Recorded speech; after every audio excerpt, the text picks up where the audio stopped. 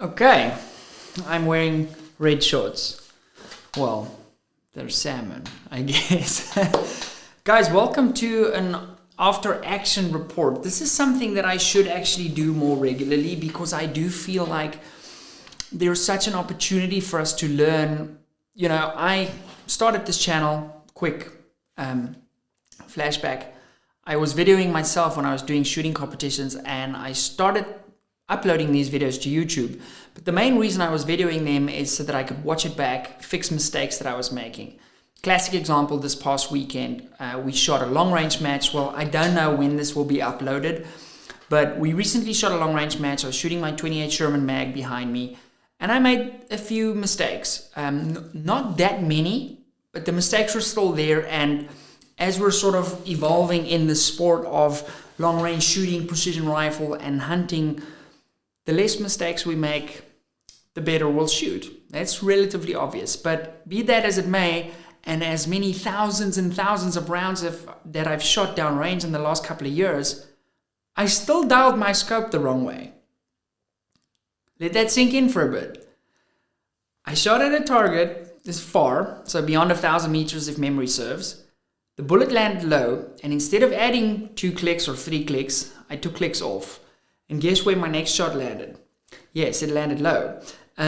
So stuff like that is stuff I need to, for my part, is just spend a little bit of time on, figure out why I did that, and perhaps have a little built-in system to double check that. Now, you guys love those long-range shooting videos, which actually surprises me, because generally the YouTube audience, and YouTube is always like quick content. It's people want to watch shorts and reels and all that nonsense. I guess I'm old school, but I sort of like that 10 to 12 minute length of video on YouTube when I'm consuming content. But to my surprise, when I upload 20-minute videos of Skulk and I just lying prone and shooting steel at 1,000 meters, you guys seem to love that. So I'll continue doing that going forward. They are still a pain in my ass to edit. So on that note, we can't make today's video without thanking our friends.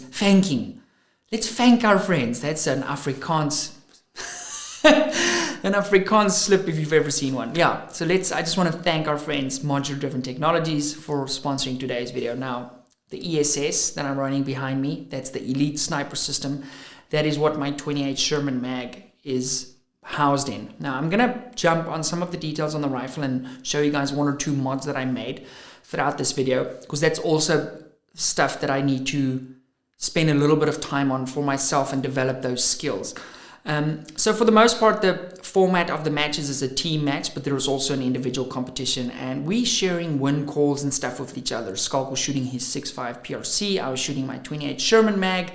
So he's running 156 grain burgers at just over 3,000. I'm running 190 grain bullets at 3,100 and change. So quite a bit of a BC difference at the close targets, the sort of 500, 600 yard targets, not that big of a difference. But beyond that, significant difference. Now, we sort of got a feel for each other's wind. If he was doing 3 clicks worth of wind, it would generally be 2 for me. So that sort of worked really well for us, and that's something we'll continue to do going forward. Now, this range, specifically this location where they have this match, is notorious for having multiple wind conditions throughout the day. Generally, every morning starts off pretty calm, and then we inevitably end up in the wizardry that is switching winds. And it's so bad that at some points, and I'll try and overlay a clip of this when I edit, we're looking downrange at 2 sets of targets. There's a target over here and there's a target over there. This flag's doing this, that flag's doing that. And you're shooting out to like 1,000 meters. So what do? So it's very, very challenging in that conditions to do. But at the end of the day, it's very important that you guys understand, because I understand this, that we cannot accurately read the wind. We can read the wind at our location, but at the end of the day, when that shot runs downrange, we've made an estimated guess, and that's all it is. It's an estimated guess of what we think the wind conditions are over the distance. So when we end up missing, even though we're trying to win the match, it's not something one can really get that upset about, because you're still guessing at the end of the day. Yes, you have a lot of tools to your disposal to help make your guess better, but it's still a guess. And what's really tricky with this specific terrain also here is there's not a lot of vegetation that moves. It's all very sticky sort of bushes and stuff. So there's not a lot of leaves or grass or things dancing where you could see the wind over the distance. So you're really looking at, dust from other shooters hitting or missing their targets, what the dust is doing at the target's location. And then you're back and forth on your parallax, on your either spotting scope or on your binoculars to try and figure out what the mirage is doing.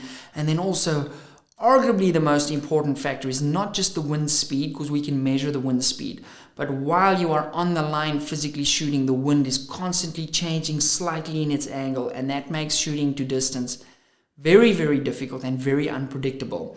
And it is sometimes something where we're going like, because you're just off to the side of the target, and your estimated guess might have been correct 5 seconds ago, but it's not anymore. So we really can't get too upset with ourselves. Now, that's something that's important to note.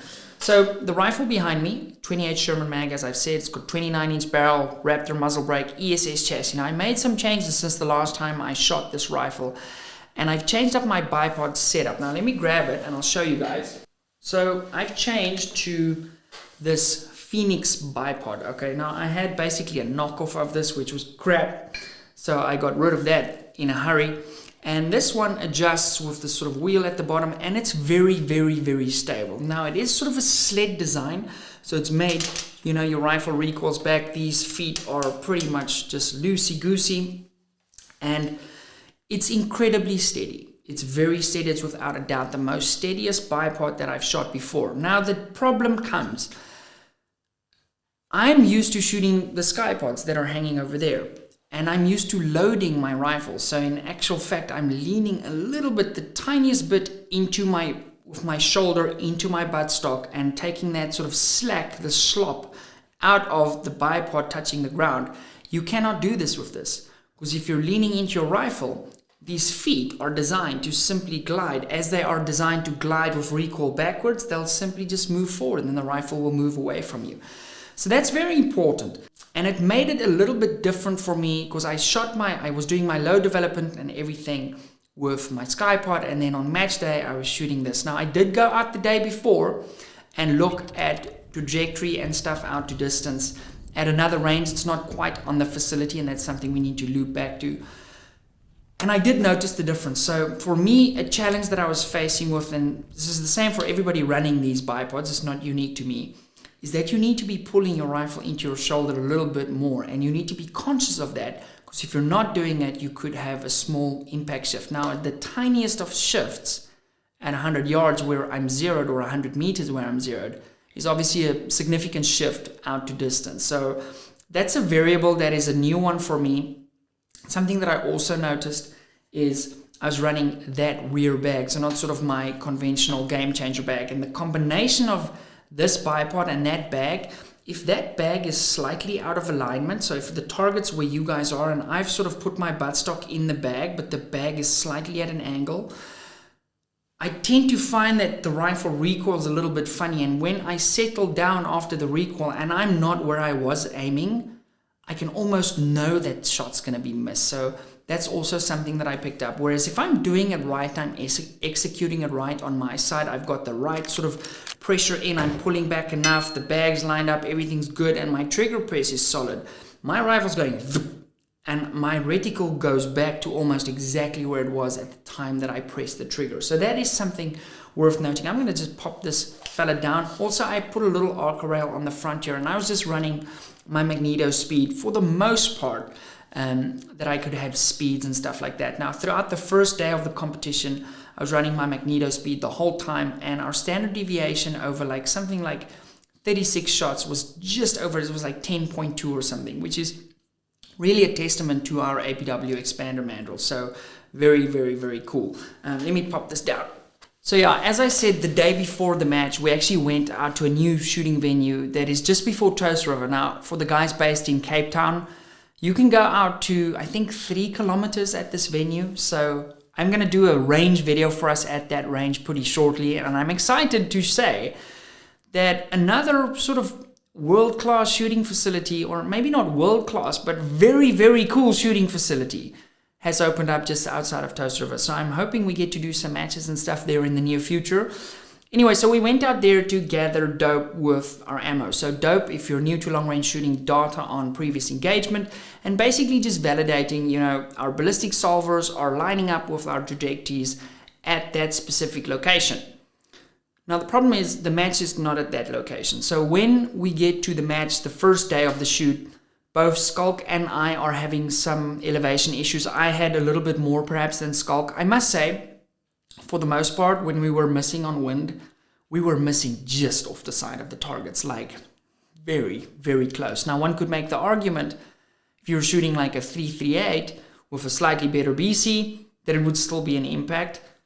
But be that as it may, that might just buy you a little bit more margin for error. So we were checking data and stuff like that, and I never thought it made such a big difference, but when we shot the match the second day, because we shot the exact same course of fire the next day, and we'd written down the data. If I had elevation issues on day one, I would have written down I need 6.8 instead of 6.6, dialed that in the second day, and we were on the money. And it actually made a significant difference in my score. If memory serves, I was down 9 rounds the first day, so I missed 9 shots, and on the second day, I only missed 6 shots.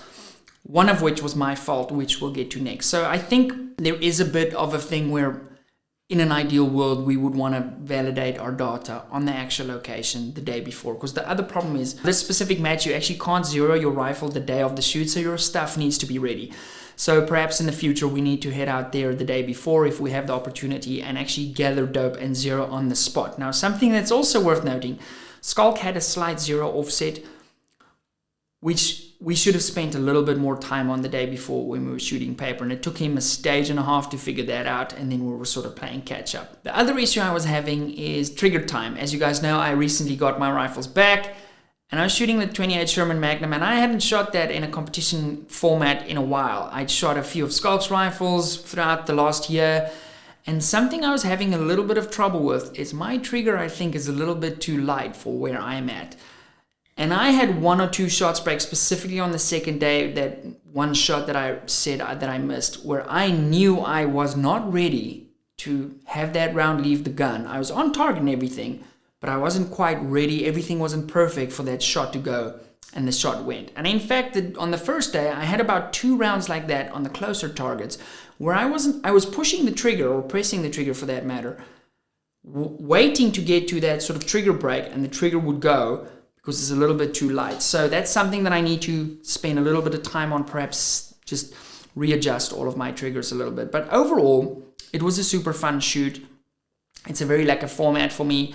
The day is a little bit long, especially 2 days back to back. So in hindsight, I would be 100% fine just shooting the first day of the shoot too. So yeah, I want to thank you guys for watching this video, and also the guys watching that sort of longer format, you know, team style shooting event where it's not just me shooting. I really thought that that would not be suitable to, you know, sort of how people consume content on YouTube. But a lot of you guys, because I asked you to do the double thumbs up in the comment section, and I saw you, because I went to like every single one of the double thumbs up, because I sort of sometimes in a video I'll leave a little thing like that where I'll ask you guys to do something so that I know you've made it to the end of this video with the double thumbs up, and then I'll engage with that comment too. So yeah, just thank you very much for consuming all of the content we make here on the channel. I couldn't do this without you guys.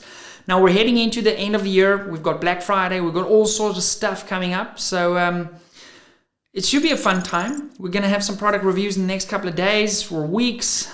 Busy schedule while we sort of wrap up the end of what for me was quite a hectic year with surgery and business going nuts. And I want to thank you guys for, you know, supporting us both here on YouTube, shopping at my store, Impact Pro Shop, all the guys supporting the channel on Patreon. Their names are scrolling behind every video. I try and keep that as up to date as possible.